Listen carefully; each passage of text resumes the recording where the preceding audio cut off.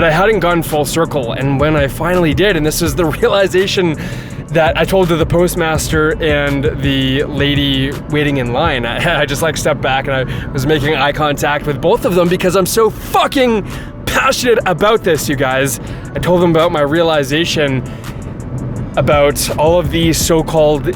What's up, guys? This is Jason, Actualization, and funny enough, I actually just drove by the outpatient office that specializes in allergies and asthma. Literally, the allergist that I was referred to, Scott Dyer, still works there. And what's interesting, of all the allergists and conceivable subspecialties there could be, he, of all people, happened to specialize in the very rare allergic chronic condition that I was diagnosed with in the summer of 2009, and that's EOE, eosinophilic esophagitis, right? You've probably never even heard of it, and he, of all people, just happened to be local to me, specializes in it.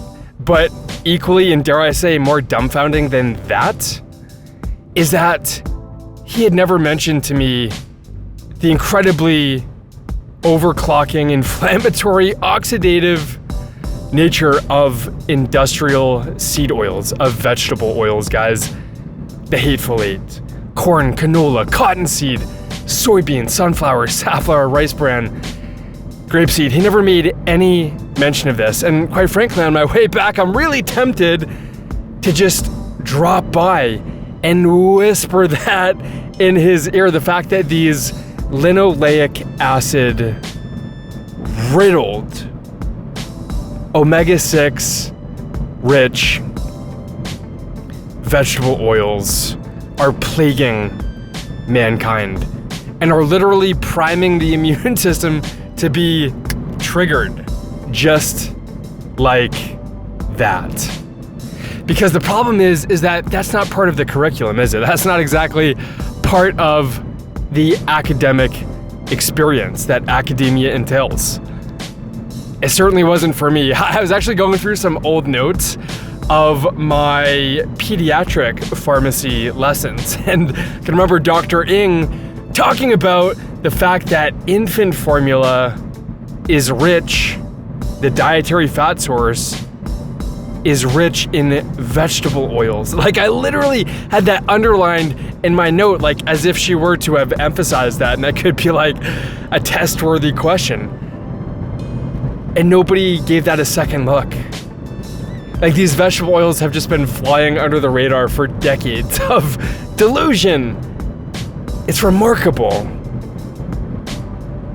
Unbelievable. You know, I really should share my success story with them. I'm not sure what the appropriate way would be to actually do that, but then part of me wonders how much of an echo chamber I'd be conceivably interrupting. I mean, like, what I'm suggesting is so revolutionary that ultimately the house of cards that is healthcare would ultimately collapse, because it is indeed incentivized by perpetual sickness.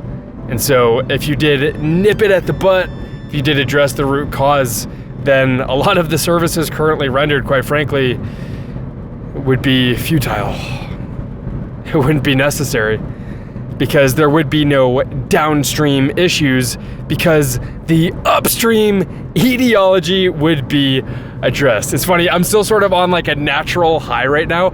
I just dropped by the post office and I had sold my 8 Sleep Pod Pro like 2.1 mattress cover. I've, over the past many years, been experimenting with a number of different products that can conceivably give you a little bit of an edge in terms of rest and recovery. And this was one that, frankly, for me, didn't necessarily move the needle enough. The biggest thing for me is I enjoy a weighted blanket, but as long as the air temp is mid-60s in my room, then I'm good to go. I don't necessarily need the temperature of the mattress itself to be chilly to get a really good night of sleep. And the other thing too is, I mean, of all the influencers promoting the 8 Sleep pod cover, it actually is made of synthetic polyester fibers, so I prefer the cotton sheets that I currently use. That's a little bit of an aside, But I was at the post office and I had like this colossal, like probably 50-pound plus package. And some other lady was shooting the shit with the postmaster, who actually was in a pretty good mood. You know how like most low vibe people who would typically assume that sort of a role, right? Most post office folks just have like the life sucked out of them and they're not bright-eyed and bushy-tailed. But the fact that he was able to crack a joke when I walked in, he's like, oh no, bro, we can't take that. And it's funny, I've been selling on eBay for a long time. So obviously I knew that like it was a pre-shipped label and everything.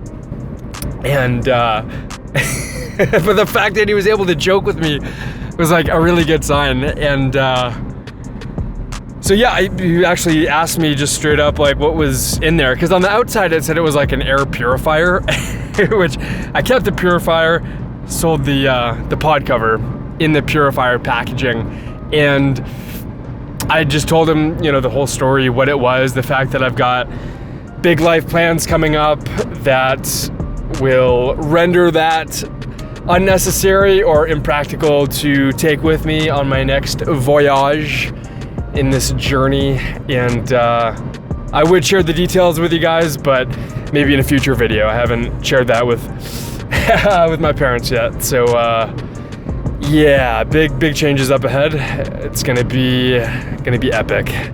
So I start telling him about this, and then when I tell him about my future plans, which I would love to detail here, but he's like, holy shit, dude, like, what? Like, tell me about that. Like, what prompted that change of course?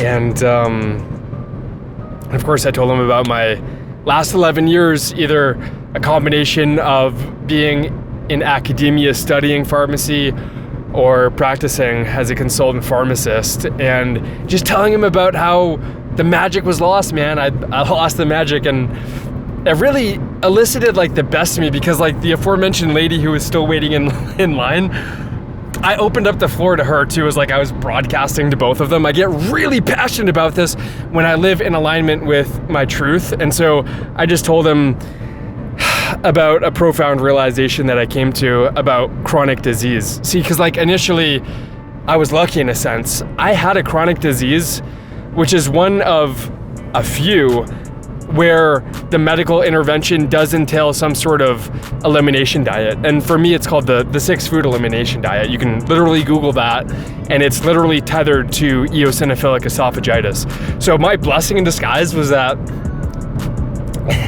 I had a condition where it was actually recognized that dietary intervention was indeed instrumental and prudent, but of course they still prescribed, you know, litany of medications, proton pump inhibitors, inhaled corticosteroids, and now they've got injectable monoclonal antibodies, namely Dupixent.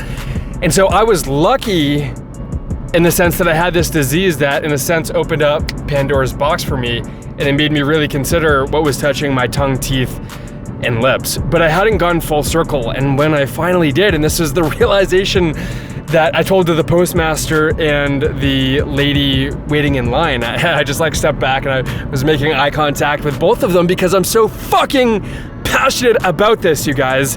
I told them about my realization about all of these so-called diseases that have been, in a sense, unnecessarily named, and the fact that they are merely elaborate naming systems for sets of symptoms that could conceivably arise from a common upstream etiology. And I was using all these fancy words just off the cuff. I shouldn't do that, but that's something I struggle with, is being too verbose. And so I get passionate. I talk about the chronic inflammation and the upstream oxidation that is the underpinning for all of the conceivable symptoms that could potentially follow. And I'm looking at the lady and I'm trying to gauge like how much of this is she picking up. She's kind of like nodding her head and has like a little bit of a smirk or a smile. And I'm like, part of me thinks she's either based of like, does she know about seed oils, bro?